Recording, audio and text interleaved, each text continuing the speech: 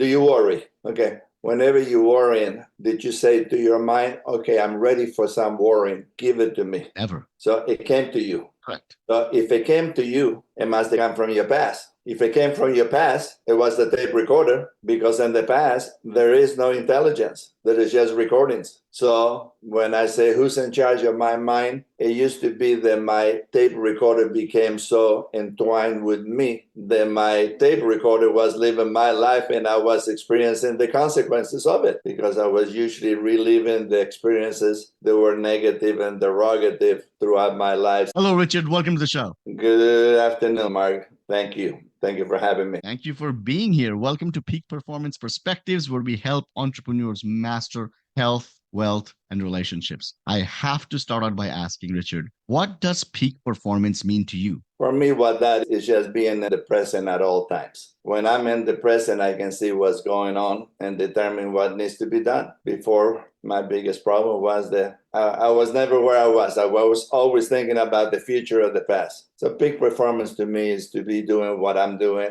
and not thinking of anything else. I must say that I've asked this question at least 100 times and I never gotten that answer. And that is the best answer that I think I've ever received because it makes the most sense. So many of us are living the pain of the past, the mistakes of our past, or we're living in the uncertainty of the future when the reality is we must be in the present.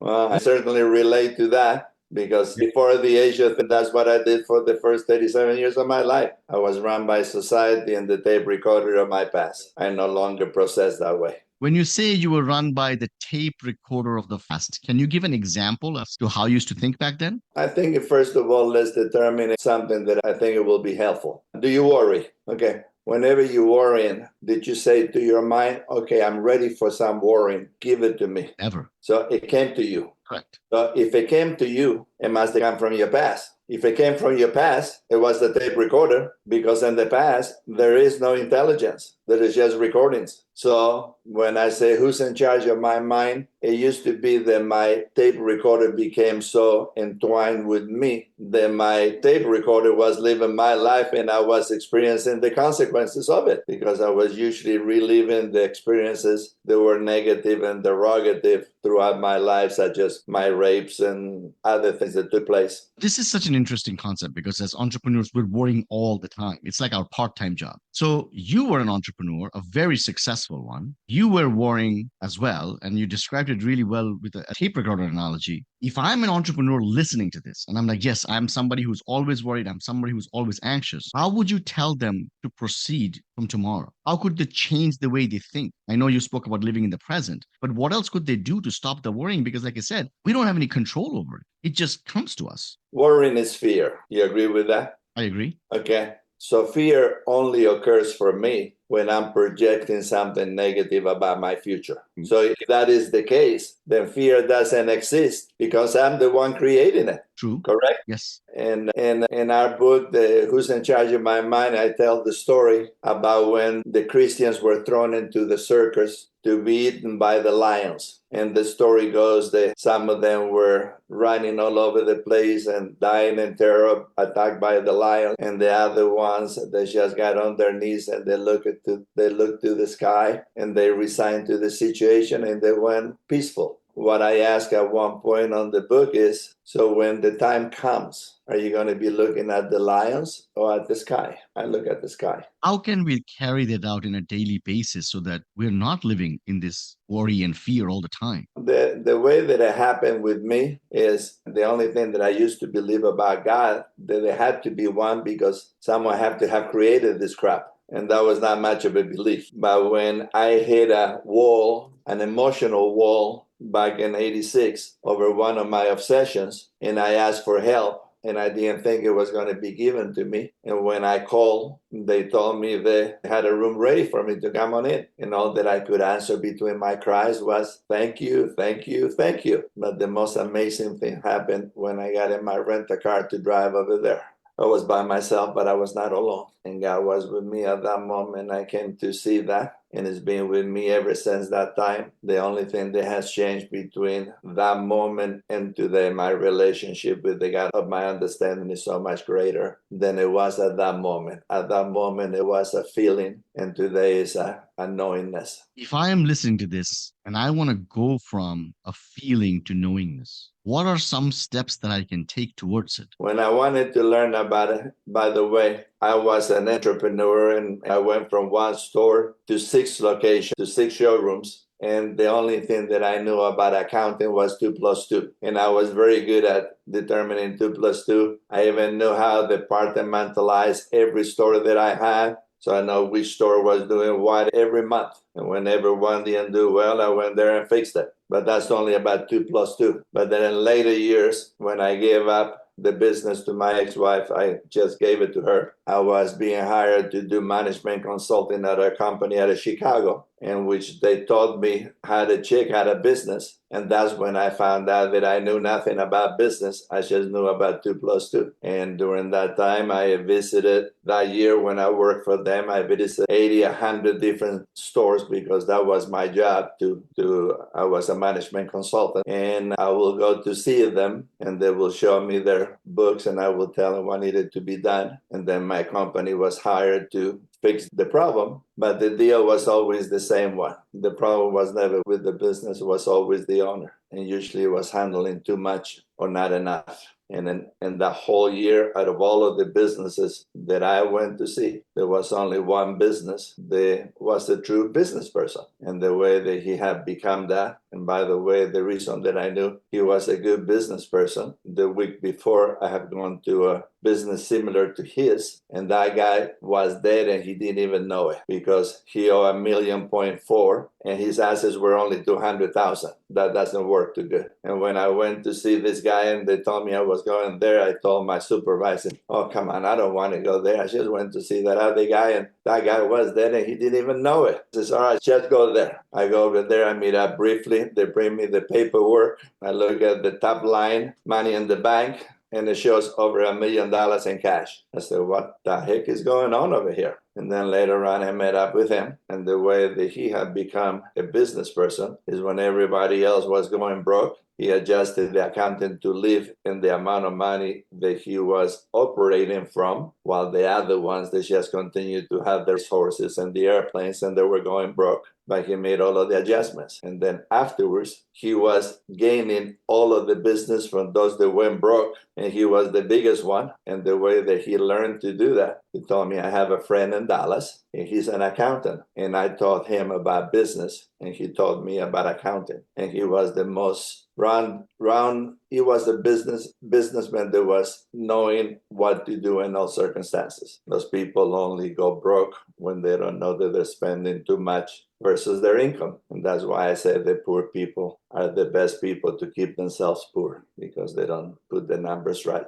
And I used to be one of those. When we talk about entrepreneurship, we talk about peace and happiness, right? Peace and happiness elude people. Sometimes, and this was your personal journey, where the more you have, the more you want. And sometimes the hunger just doesn't stop. And you think that if I hit a specific number of sales, money in the bank, I'm going to find peace. But almost that never happens. In your experience helping so many people, what is the biggest misconception people have about achieving peace and happiness? Most people have the problem that I used to have. But I thought I knew what I wanted, but in reality, I did not. And most people don't know what they want. They usually just know what they don't want. And not knowing what they don't want won't get us to where we know what we want. Okay? And the only thing that I learned about more, that it was never enough. So more is not the solution. Enough is. About one of the most stupid things that I've seen about me. I bought a brand new Porsche 928, which is freaking gorgeous. It did anything. I rejoiced on that vehicle for 20 seconds after I got it. Can you imagine that? 20 seconds of rejoicement over a vehicle of that kind? That's pretty ignorant. And I will tell you, that was the worst thing that I have done. But no, I have done even much more worse. My first wife was an angel. And the main problem that she ever had, that she married a jerk, which it was me. I'm listening to this and I'm listening to Richard saying most people know what they don't want. They just don't know what they want.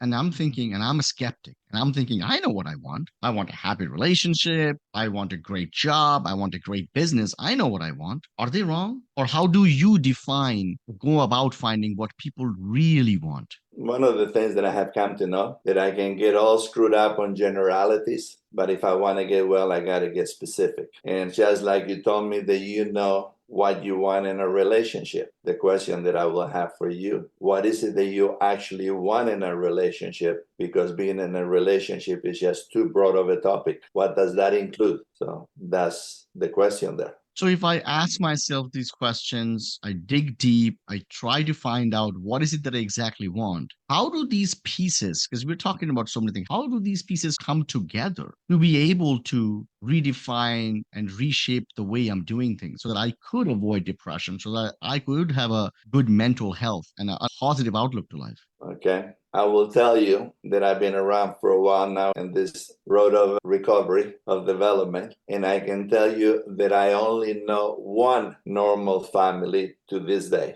and that's my chiropractor. He seems to have a wonderful wife. His two daughter and son have become chiropractors like he is, and he's a homeopath doctor. And he's the only family that I know that appear to be normal. All of the other people, the old joke used to be the only thing normal in my house was the normal cycle and my washing machine, because I don't know of anybody that is normal. What makes this person normal then, this chiropractor? He has a goodness about him. He wants to do well, and he does well. And he's a peaceful man. Is not the richest man, is not the one that gets what he wants, is the one that enjoys what he has. I had a wonderful wife, but I didn't know that. I was too stupid. I had a wonderful car, and I enjoyed it when I stepped on the gas pedal, but I didn't appreciate it. So I will say the secret to life is gratefulness. Gratefulness. Which brings me to the concept of highway of happiness. It's a concept that you discuss in your book.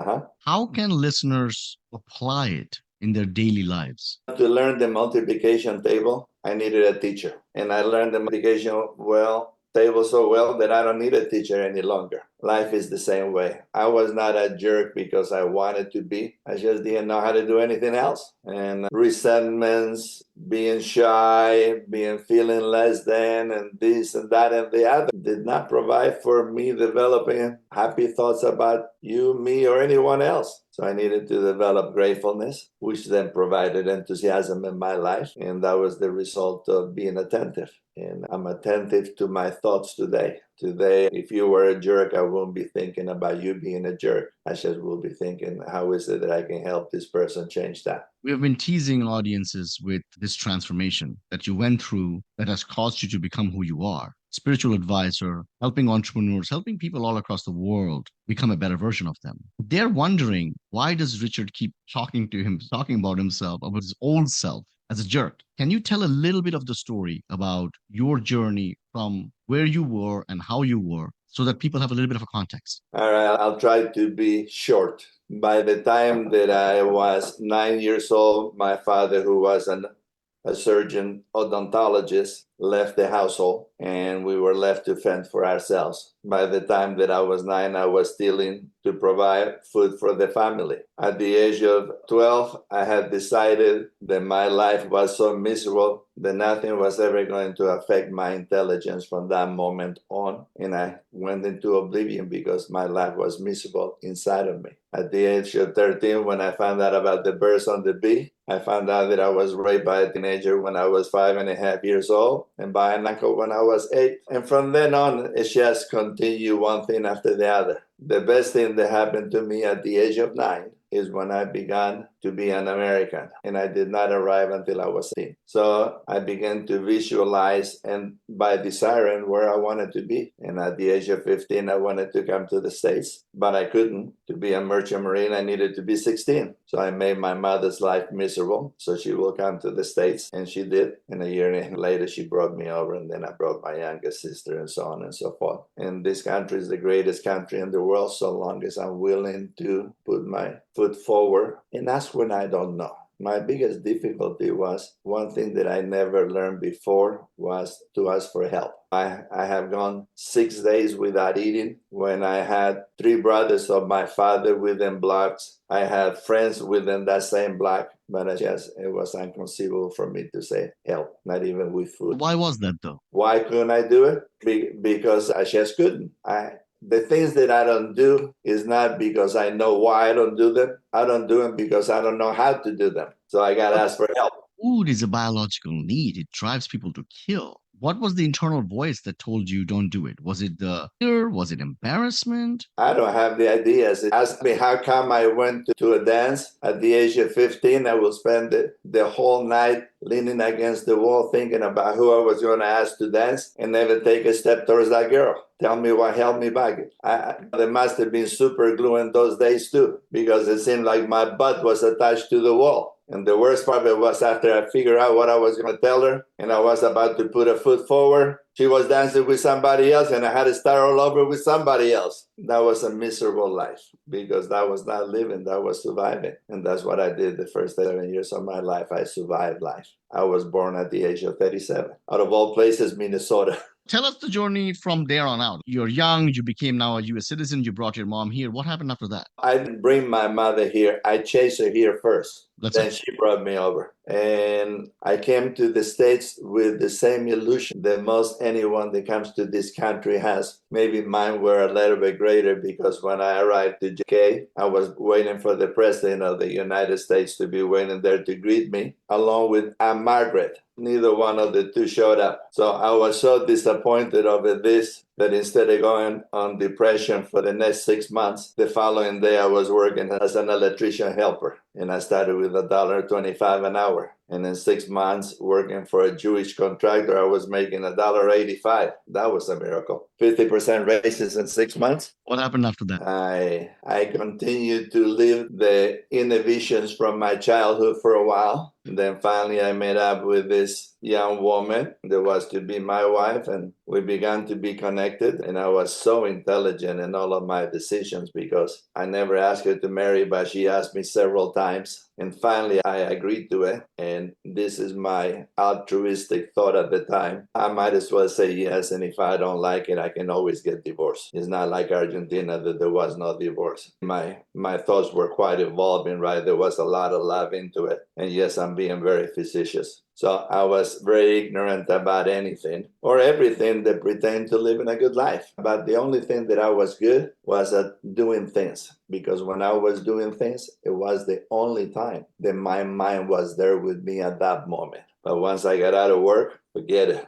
It went into all of my illusions, delusions, or whatever. Let's just say that I have gone from having a mind that goes 200 miles an hour at all times to a mind that is normally peaceful and serene and is operating at a normal speed. If I'm in a school zone, I'm doing 20 miles an hour. If I'm in the highway, whatever I can get away without getting caught. I still have a heavy foot. But like I said, life is very easy once I learn it. And what happened at the age of 37, when I was overcome by not being able to control this other girlfriend, because I was so rich that I had 6 stores, the Porsche 928, 3 houses, the wife, the son, and 2 girlfriends. And one of the 2 girlfriends that was an alcoholic was not doing it my way. And it drove me crazy because to that point I was able to decide for anyone what to do. And it drove me crazy. And at one point I fell down to my knees and I said, God, please help me. I'm dying inside and I don't know what's wrong with me. What's affecting me right now should not be affecting me the way that it is, but it is. God, please help me. And the following day, I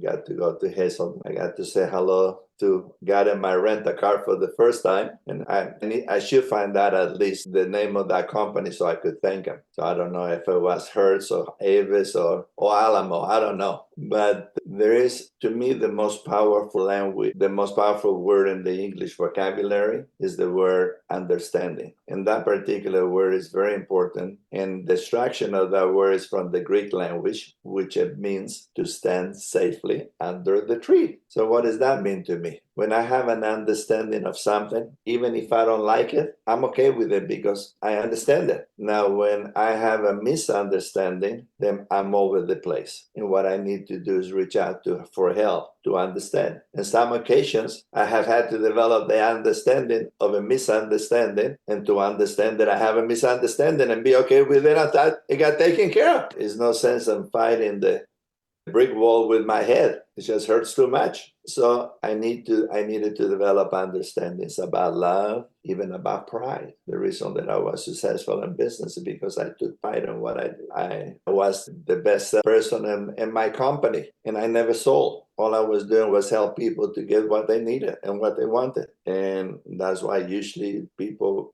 bought from me and there were no difficulties. I had a very good salesman, but 1 out of 5 sales, there was always a problem because he sold them. They didn't buy from him, he sold them. And I didn't have that problem. And I used to have a lot of fun taking care of people. I have been dealing with selling a set of dinette sets. And by the way, it's the dinette sets that I used to sell. They were not $100 each. They were about $1,500. And I'm talking in the 1980s. So $1,500 then was $2,500, $3,000 today at least. And I remember one time, and it was really funny. I was taking care of 3 customers. And at one point, they all decided to do it. I got sales ticket for 2 of them, and I said, you have a seat over here, fill out the tab, put your address, your name, your telephone number. And the same thing with the other one, and I wrote the third one. And then when I went back to take care of the other one, I will tease him, what's the matter? Don't you know where you live? Don't you see you needed to put your address where it says address? And I had a lot of fun just having fun with them and taking care of their needs. There isn't anything that I don't enjoy doing today, because if I don't enjoy doing it, I don't do it.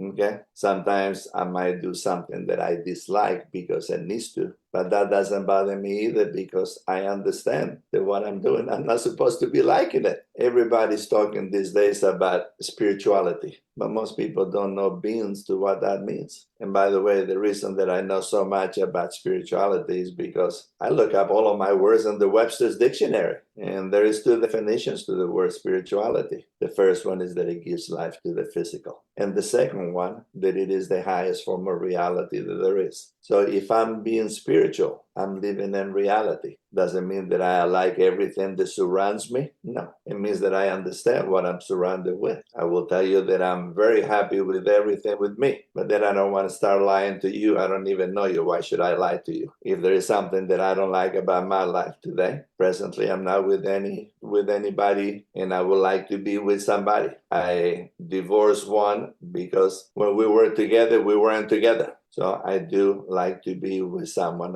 I'm a human being. I'm not what's the name of that song from the Beatles?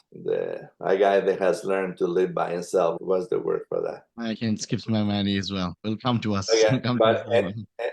yeah, I was not made to live alone. If I have learned to live alone and be happy with that, I believe that I have gone past evolvement. I'm not talking to you for any other reason than any way that I can promote your particulars, what you're seeking, and it promotes what I'm doing. And that's all that I should want for us to do for each other, something that promotes other people. Yeah, I'm not doing this for you, nor you're doing this for me, okay? But we hoping to reach out people and be of service to them. And I'll tell you the biggest reason why I strive to help people, because I don't want anyone to live for 37 years like I did and suffering as much as I did out of my own ignorance. So I wish to help anybody to not be any more ignorant than they have to be and suffer. You speak a lot about material success. You talk about giving up the pork fry and how it was a bad decision. You give up 6 incredibly successful businesses. You talked about learning to live with and enjoying with what is enough. And you talk about how material success doesn't always lead to personal fulfillment, and how can somebody recognize that they're chasing the wrong thing? It's really very simple. I needed to ask myself, am I happy? And you see, when I had the most and I found myself in Minnesota out of my mind when I had lost me. So the key is to see, okay, I have an acquaintance. I'm a friend to him. He hasn't learned to be a friend yet because he's not evolved enough. And he's 87 years old. And his best accomplishment to me is that he tells me that he only suffers from depression 20 or 30 of the time now. And I want you to know that this man has been into development for over 45 years. but he's been doing it on his own, okay? He's been doing all of the assessing for everything that he hears. He's had no guide, and he's just as lost as he was before. And he's a multimillionaire. And I have another one that is worth over 200 millions. And his life has improved a great deal. He's gone from getting drunk 5 times a week to only getting drunk 3 times a week. The first thing that I needed to find out is that I was lost. And the best thing that happened to me the first time that I went into Hazelden, I met up with the most ignorant human being that I had never known. And it turned out to be me. And that was a great reward to me, because at that moment, all I needed to do is to find someone to follow. And by the way, it's not that I follow somebody blindly, okay? Jay doesn't follow me blindly. He looks at his life and sees the results that he gets. And that's why he has followed me all of these years, because there isn't anything that has ever transpired between us in which I have provided him a bad direction. He's gotten a bad result. He doesn't follow me because, in a sense, he loves me so much, which he does. He follows me because he's intelligent. If I'm getting everything that I want to have a good life, why should I drop him? By the way, in Indian philosophy, that is said, if you meet your teacher, slay him. But it will be smart for first extract from him everything that he knows before you slay him. By the way, I believe that's on a tape from Wood and Carry Water. It's a very good thing that I listened to many times. And it's not by Richard Thomas. You brought something up which is very interesting and it's very true. And I think a lot of people have trouble with. You talked about, I only want to do things that bring me joy and happiness. And if that is not if a task is not bringing me that, I stay away from it. But then you also made the exception and says, sometimes there are things that I just need to do that I don't enjoy, but that's okay because I expect not to enjoy, right? So when we're talking about happiness, when we're talking about involving ourselves, like taking a deep look at ourselves and saying, okay, what are the things that are bringing me joy and what are the things that aren't bringing me joy? And if I'm an entrepreneur and I'm building a business, a lot of that journey in the initial years is not bringing you joy, right? It's a lot of long hours. It's a lot of sacrifices. How do we make this distinction that, yeah, I'm unhappy, but this is just how it's supposed to be, and I just need to bear through this, versus I am unhappy, this is a sign that I need to get out of this? How do we create that internal compass that points us in the right direction? For me, the way it is, when I was being successful, I was not being successful because I decided to be successful. I was operating under the law of what you sow, you reap. So everything that I was doing in the business, I was looking to see that I was doing it well. Like, for instance, in my first year and first month in business, that particular business had a break even of $4,000 a month. In my first month in business, I sold 2,000. So 2,000 in sales do not cover overhead of 4,000 for break even. And the reason that it was not working out was because the newspapers were not doing what I was advertising the right way. And at that time, I didn't even know how to read or write English. And I began to put the ads together.